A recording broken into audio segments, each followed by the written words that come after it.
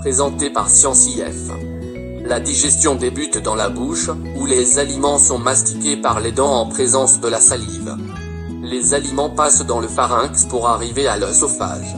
Là, se fait une progression des aliments par contraction musculaire. Les aliments arrivent à l'estomac, où il y a un brassage et malaxage de ces derniers par contraction musculaire et mélange avec le suc digestif. Une partie de ces aliments se transforme en nutriments.